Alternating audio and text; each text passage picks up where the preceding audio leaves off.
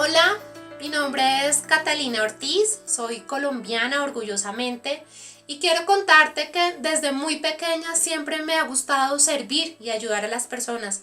Por eso uno de mis sueños desde pequeña era ser médico y eso soy. Soy médica especialista en medicina estética y en medicina biológica y eso me ha permitido en el transcurso de mi ejercicio profesional ayudar a muchas personas. Sin embargo, después surgió otro sueño y era ser independiente, tener mi propio consultorio, mi propio negocio y gracias también a la ayuda de mi familia y al apoyo de ellos, lo logré hace algunos años. Sin embargo, ese gran sueño de ser independiente se empezó a volver una pesadilla, la peor pesadilla de todos, porque entendí que no solamente bastaba ser muy buen médico, sino que entendí que tantos años de estudio en el colegio y en la universidad me habían formado como una empleada más no como una emprendedora. Así que con esa falta de conocimiento de cómo emprender y cómo ser empresa, empecé a tomar malas decisiones que me llevaron a un abismo financiero. En ese abismo financiero me encontraba desesperada, no sabía qué hacer, pero lo único que tenía claro era que no quería volver a emplearme. Y en ese momento llegó Airbit Club a mi vida, hace casi ya 4 años. Llegó como una alternativa para poder generar ingresos extra, ¿sí? Entonces lo vi como una opción B, como un plan B, que tanto necesitaba en ese momento.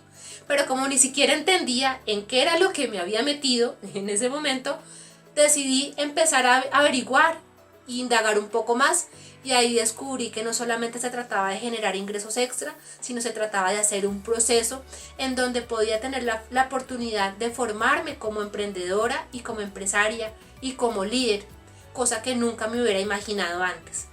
Eso me ha ayudado no solamente a generar mayores ingresos económicos, a tener y a construir un mejor estilo de vida, a cumplir muchos sueños y metas que antes por falta de dinero, por falta de tiempo no lo había logrado, como viajar, pagar mis deudas, ayudar a muchas más personas de las que ayudaba antes.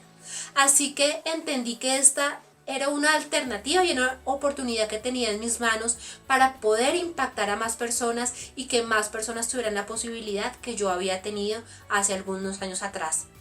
Por eso decidí que Airbit dejara de ser mi plan B, se convirtiera en mi plan A.